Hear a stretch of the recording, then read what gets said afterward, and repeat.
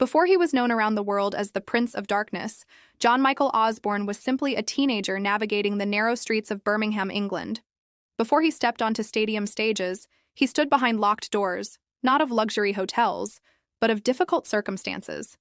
In Ozzy Osbourne's case, it was a volatile mix of raw talent, unshakable spirit, and a destiny forged through chaos and charisma. His father once remarked that he would either do something extraordinary or end up in real trouble. The classroom felt foreign, a battleground where every lesson was a mountain. At one point during his teenage years, those emotional struggles grew so intense that he withdrew entirely, unsure of his worth or path. It was a dark period, one marked by silence and uncertainty. It was more than a catchy tune. It was revelation. The energy, the melodies, the possibility. It gave him a glimpse of another life, far from smokestacks and factory whistles. Music became more than a passion. It became a lifeline. Surrounded by strangers and stripped of control, he came to a powerful realization. He wanted a different life. He walked into a local shop and posted a handwritten ad. Ozzy Zig needs a gig, has own PA. In truth, he didn't have a full sound system, but that didn't matter. The boldness worked. The ad was noticed by bassist Terrence "Geezer" Butler, who introduced him to guitarist Tony Iommi and drummer Bill Ward. Though Iommi remembered Ozzy from school and was unsure at first, they gave him a chance. It was in that place, using improvised tools, that he tattooed OZZY across his knuckles, a declaration of self, a promise to himself never to return to such a place. They played covers in pubs, grinding through sets of blues and rock standards. They were talented but indistinct, one of many bands searching for a voice. The album featured Iron Man with its unforgettable riff and War Pigs, a bold anti-war anthem. Songs like Children of the Grave and Sweet Leaf, a celebration of freedom and creativity, expanded their sonic identity. By the early 1970s, Black Sabbath was no longer just a band. They were pioneers. Their sound birthed a genre. Their legacy was written in real time. Paranoid topped UK charts and went multi-platinum in the US, becoming one of the most influential rock albums of all time. Ozzy was devastated. This wasn't just his band. It was his life's purpose. He couldn't decode the letters on the page, and often couldn't follow what others seemed to grasp effortlessly. Creative tensions grew. The close friendship they once shared was replaced by distance and disconnection. The collaborative spirit began to fade. Sharon had known Ozzy for years, but now she saw something no one else did. A performer still burning with potential. She took over as his manager, against advice, and fought to help him rebuild. Not just his career, but his life. Tony Iommi struggled to keep the band's momentum alive, but Ozzy found it harder to engage with the process. Communication broke down. Sessions stalled. Days dragged into weeks. He drifted through an array of jobs: construction work, plumbing apprenticeships, even a short stint tuning car horns in a factory. A moment he would later joke was his first job in music. He mused aloud, "People pay to be scared. Why wouldn't they pay to hear something scary?" That question changed everything. Their sound was the antithesis of the peace and love movement. It was brooding, ominous, reflective of social unrest and inner chaos. Its cover featured a mysterious woman in black, standing near a watermill shrouded in fog, a visual echo of the music's unsettling power. The album opened with rain, a tolling bell, and then that iconic riff, a slow, crawling thunder. It was like nothing else in rock. Their lyrics spoke of war, loss, and fear. It was music that stared into the shadows and asked hard questions. Audiences responded with passion. A new band, a new sound, a new chapter.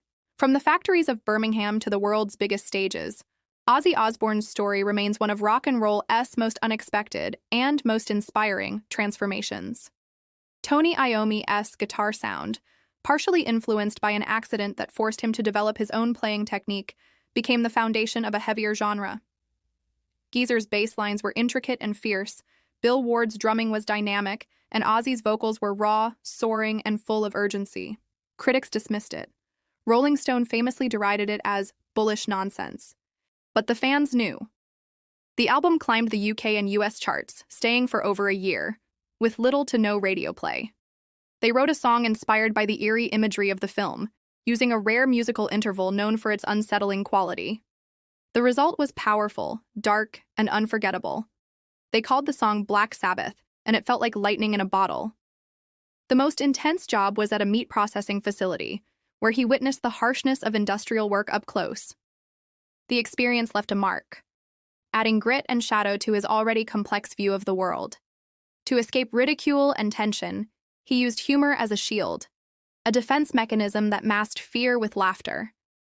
Without qualifications and with few prospects, he found himself pulled toward circles that promised excitement and belonging.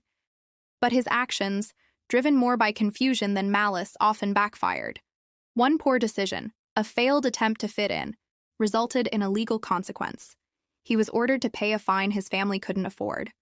His father, seeing an opportunity for learning, made a tough decision not to intervene. That was the first flicker of the performer inside him. Somehow Ozzy managed to fulfill both prophecies, but not in the way anyone expected. And before he sold more than 100 million records, he struggled to find his voice in a world that didn't understand him. Ozzy was born on December 3, 1948, into a modest two-bedroom house, shared by his parents and 5 siblings. Life was tight. Money was tighter. His father Jack worked overnight shifts as a toolmaker, while his mother Lillian toiled in a factory by day. The two parents passed like ships in the night, laboring in opposite rhythms just to keep the family afloat. This is the remarkable journey of a man who climbed from the edges of society to sit on a throne of rock immortality, a life that seems too unlikely to be true. What does it take to rise from obscurity in a working-class town and become an icon whose name echoes across generations? To understand the man, you have to start in Aston, Birmingham, a town scarred by the memory of war and weighed down by the iron rhythm of factory life. From an early age, Ozzy struggled in school. Unrecognized learning challenges made reading and concentration nearly impossible. But there was pain behind the performance. Despite his efforts to cope, Ozzy felt out of place. His confidence eroded. Then, something extraordinary happened. At the age of 14, Ozzy heard the Beatles' She Loves You for the first time. The sound seemed to crack open his entire world. At 15, he left school, entirely unprepared for adulthood. Feeling lost, Ozzy began trying to carve out an identity. Ozzy spent several weeks in a correctional facility, a harsh environment that left a lasting impression. Once released, Ozzy focused on one thing: music. Together, the four formed a band that cycled through names and styles, starting as the Polka-Tulk Blues Band, then simply Earth. Then came the breakthrough. Geezer Butler, a fan of horror stories and classic films, noticed a cinema showing the movie Black Sabbath. In August 1969, they officially adopted the name Black Sabbath. On Friday, February 13, 1970, they released their debut album, Black Sabbath. The entire record was recorded in a single day. Just months later, they released Paranoid. The title track, originally written as filler, became a hit single. In 1971, Master of Reality solidified their place. But success came at a cost. As their fame expanded, the pressure mounted. Tours, studios, deadlines, expectations, all weighed on the band.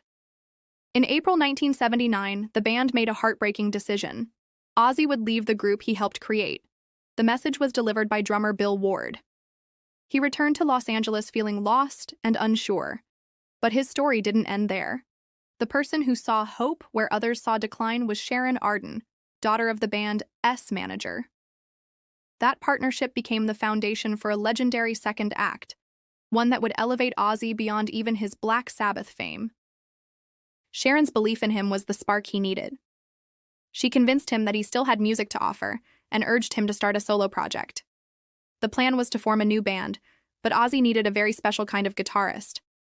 The auditions in Los Angeles were a blur. Ozzy was often too drunk or disinterested to pay attention, sitting on a couch while a parade of guitarists tried to impress him. Then, a young bassist who was auditioning, Dana Strum, insisted that Ozzy hear a local kid named Randy Rhoads. Rhoads was the guitarist for a band called Quiet Riot, a local LA favorite but largely unknown to the wider world. When Rhoads first walked in for the audition, Ozzy wasn't impressed at all. He was a small, quiet, and delicate-looking young man. But then he plugged in his guitar. He wasn't even playing a song, just warming up with a few scales. And Ozzy was floored. He couldn't believe what he was hearing. He had been listening to guitar players all day, but this was something entirely different. Rhodes wasn't just another rock guitarist. He was a virtuoso, a classically trained musician who possessed a stunning combination of technical precision, melodic sensibility, and raw power. Ozzy stopped him mid-warm-up and said, "You've got the gig." He later said he almost cried. The playing was so good. In Randy Rhoads, Ozzy had found his perfect musical foil. Rhoads was the disciplined, dedicated musician to Ozzy's chaotic, instinctual frontman. He didn't party. He practiced. He could take Ozzy's melodic ideas and translate them into breathtakingly brilliant heavy metal anthems. With bassist Bob Daisley and drummer Lee Kerslake rounding out the lineup, the band, initially called Blizzard of Oz, was complete. The rebirth had begun, and the partnership between Ozzy Osbourne and Randy Rhoads would soon create some of the most iconic music in rock history. With a new band and a new lease on life, Ozzy, under Sharon's guidance, entered the studio. The result, released in 1980, was the album Blizzard of Oz. It was a spectacular comeback. The album was a masterpiece of modern heavy metal, driven by Randy Rhoads' phenomenal guitar work. Songs like I Don't Know, The Brooding Mr. Crowley, and the immortal Crazy Train showcased a rejuvenated Ozzy and a sound that was both heavy and incredibly melodic. The album was a massive commercial success, eventually going multi-platinum and proving that Ozzy could thrive outside of Black Sabbath. But music was only half of the story. To relaunch his career, Sharon knew Ozzy needed to be larger than life. He needed a persona that was even wilder and more shocking than his Black Sabbath days. Thus, the myth of Ozzy the Madman was born, fueled by a series of legendary and controversial incidents. The first came in March 1981, during a meeting with CBS Records executives in Los Angeles. The plan, conceived by Sharon and Ozzy, was for him to release 3 white doves as a gesture of peace. However, Ozzy, drunk and bored by the corporate proceedings, decided to improvise. To shut up a publicist he found particularly annoying, he grabbed one of the doves, bit its head off, and spit it onto the table. He then did it again with a second dove before being thrown out of the meeting. The story became an instant rock and roll legend, cementing his reputation for unhinged behavior. The most infamous incident, however, occurred on January 20th, 1982, during a concert in Des Moines, Iowa. It was common for fans to throw things on stage, and on this night, a teenage fan threw what Ozzy thought was a rubber toy bat. Playing up to his madman persona, Ozzy picked it up and bit its head off. He realized his mistake instantly when he felt the crunch and the warm liquid in his mouth. The bat was real. The concert ended with Ozzy being rushed to a hospital for a series of painful rabies shots. These stories, along with others like his arrest for public urination at the Alamo Cenotaph, became part of the Ozzy Osbourne mythology. He was no longer just a singer. He was the ultimate rock and roll outlaw, the Prince of Darkness, a figure of both fear and fascination. His follow-up album, Diary of a Madman, continued his commercial success. He was bigger than he had ever been with Black Sabbath, a true solo superstar. But at the peak of his triumphant return, tragedy was waiting just around the corner. By early 1982, Ozzy Osbourne's band was one of the tightest, most explosive live acts in the world. The chemistry between Ozzy's showmanship and Randy Rhoads' virtuosic guitar playing was electrifying. They were on top of the world, a band at the absolute height of its powers. But on March 19, 1982, that world came crashing down. After a show in Knoxville, the band was traveling by tour bus to a festival in Florida. They stopped for the night in Leesburg, Florida, near a small airstrip. The bus driver, Andrew Aycock, who also had a pilot's license, decided to take a small, single-engine plane for a joyride. He first took up keyboardist Don Airey and the tour manager. Then he went up again, this time with Randy Rhoads and the band's seamstress, Rachel Youngblood.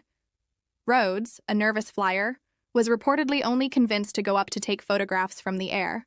During the flight, Aycock began making low passes over the tour bus, where the other band members, including Ozzy, were sleeping. On the third pass, the plane's wing clipped the top of the bus, sending it spiraling out of control. It crashed into the garage of a nearby house and burst into flames. Randy Rhoads, Rachel Youngblood, and Andrew Aycock were killed instantly. Ozzy was jolted awake by the horrific sound of the crash. The loss was immeasurable. Randy wasn't just his guitarist. He was his creative partner, his collaborator, and his friend. He was the musical genius who had rescued Ozzy from the brink of obscurity and helped him build a new empire. The tragedy nearly destroyed Ozzy. He fell into a deep depression and a spiral of substance abuse, and for a time, it seemed his comeback was over. But once again, Sharon was there to pull him back from the edge. She insisted that he continue the tour, believing it was the only way to keep him from completely self-destructing. With guitarist Bernie Tormé and later Brad Gillis filling in, Ozzy finished the tour, a testament to his resilience and his desire to honor Randy's memory. On July 4, 1982, in the midst of this turmoil, Ozzy and Sharon were married in Hawaii. This union solidified the most important partnership of his life. Sharon was more than his manager. She was his rock, the one person who could navigate the chaos of his life and business. Throughout the 1980s, he continued to release a string of multi-platinum albums, including Bark at the Moon and The Ultimate Sin, cementing his status as one of the decade's biggest rock stars. He had endured unimaginable tragedy and had not only survived, but triumphed, emerging from the fire as an even bigger icon. As the 1980s gave way to the 1990s, Ozzy Osbourne was already a living legend. He ushered in the new decade with the massive album No More Tears in 1991, which featured the hit title track and the heartfelt ballad, Mama, I'm Coming Home. He followed it with a tour cheekily titled the No More Tours Tour, which was, of course, not his last. By the mid-90s, the musical landscape had changed. Grunge and alternative rock were dominant, and many of the metal icons of the 80s were struggling to stay relevant. Ozzy faced a significant professional slight when he was rejected from playing the popular Lollapalooza festival, with organizers deeming him uncool. In response, Sharon Osbourne did what she always did best. She turned a no into a revolutionary new yes. In 1996, they launched Ozzfest. It was a touring festival dedicated entirely to hard rock and heavy metal, a genre that the mainstream music industry was largely ignoring.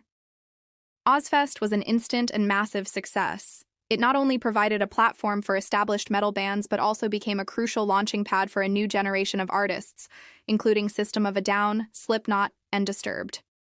For years, Ozzfest was the premier destination for metal fans and a cornerstone of the scene. The creation of Ozzfest marked a significant evolution in Ozzy's public persona. He was no longer just the madman. He was now the benevolent godfather of metal, an elder statesman who nurtured and promoted the music he had helped create. He was giving back to the community that had supported him for decades, and in doing so, he cemented his legacy and ensured the continued health of the genre. It was another brilliant act of reinvention, proving that even after decades in the business, Ozzy and Sharon were still masters at shaping their own destiny. In the early 2000s, Ozzy Osbourne underwent his most improbable transformation yet. The man once feared by parents and religious groups across the world was about to become a beloved television dad. In 2002, MTV premiered a new, fly-on-the-wall reality show called The Osbournes.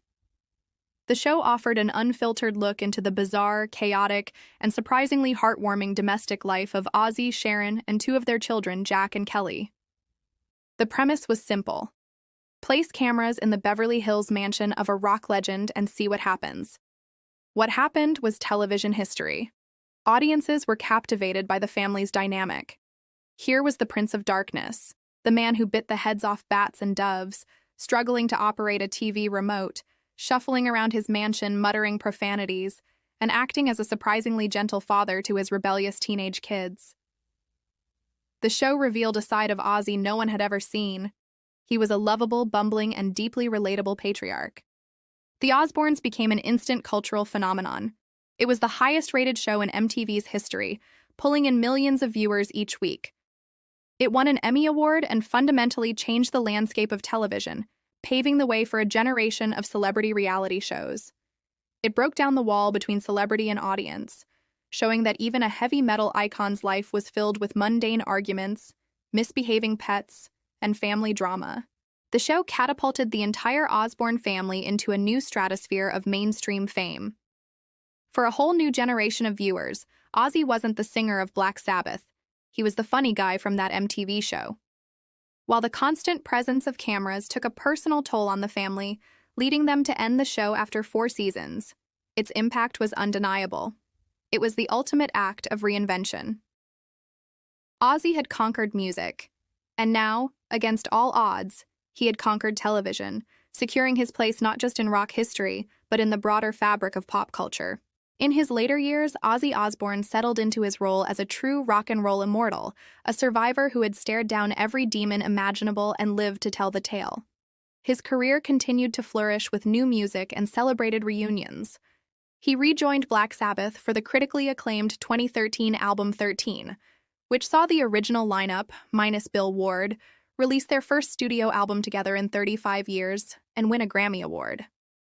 They embarked on a final, triumphant farewell tour, The End, which concluded with an emotional final show in their hometown of Birmingham in 2017. His solo career also saw a late-stage renaissance with the albums Ordinary Man and Patient Number 9, which were hailed as some of the best work of his career. These records saw him collaborating with a who's who of rock royalty, a testament to the respect and admiration he commanded across the music world. However, these years were also marked by significant health struggles. A near-fatal quad bike crash in 2003, a Parkinson's diagnosis revealed in 2020, and multiple spinal surgeries from a bad fall forced him to retire from touring in 2023. Yet, through it all, he faced his mortality with the same raw honesty and dark humor that had defined his entire life. The accolades continued to pour in. Already inducted into the Rock and Roll Hall of Fame with Black Sabbath in 2006, he received his second induction as a solo artist in 2024, a rare honor that placed him in an elite group of musicians. He was celebrated with Lifetime Achievement Awards and stars on both the Hollywood and Birmingham Walks of Fame, his legacy officially set in stone. He played his final, poignant show in July 2025, a fitting farewell from a man who had given his entire life to his fans. Later that month, at the age of 76, John Michael Ozzy Osbourne passed away. But for an artist like Ozzy, death is not an end. His voice, his music, and his incredible story ensure his immortality. He was the kid from the factory, the inmate with the knuckle tattoo, the madman, the godfather, and the lovable TV dad. He was a force of nature who took the chaos of his life and turned it into legendary art. From a Birmingham prison cell to a global rock throne, Ozzy Osbourne's journey is one of the wildest and most inspiring stories in music history. He was a man who lived a dozen lives, who fell to the lowest depths and rose to the highest heights, time and time again. He was told he would fail, told he was finished, and written off more times than anyone can count. But he always came back, louder and more defiant than before. He didn't just sing about darkness. He lived in it, wrestled with it, and ultimately turned it into a source of immense power and creativity. He gave a voice to the outcasts, the misfits, and the kids who felt like they didn't belong. With Black Sabbath, he forged a new genre of music from the industrial fires of his hometown. As a solo artist, he built a new empire from the ashes of his greatest failure, proving that resilience is the ultimate rock and roll statement. His influence is immeasurable, his legacy etched into every heavy metal riff that followed him. He sold over 100 million albums, but his true impact can't be measured in numbers. It's found in the roar of the crowd, in the passion of the millions of fans he touched, and in the sheer, undeniable fact that there will never, ever be another Ozzy Osbourne. He was the Prince of Darkness, the Godfather of Metal, and a testament to the enduring power of the human spirit to survive, to triumph, and to become immortal. And that's the real story of Ozzy Osbourne. If you enjoyed this journey into the life of a legend, do us a favor and hit that like button and subscribe to the channel for more deep dives into the icons of music history. What's your favorite Ozzy song or story? Let us know in the comments below. We love hearing from you. Until next time, keep the music loud.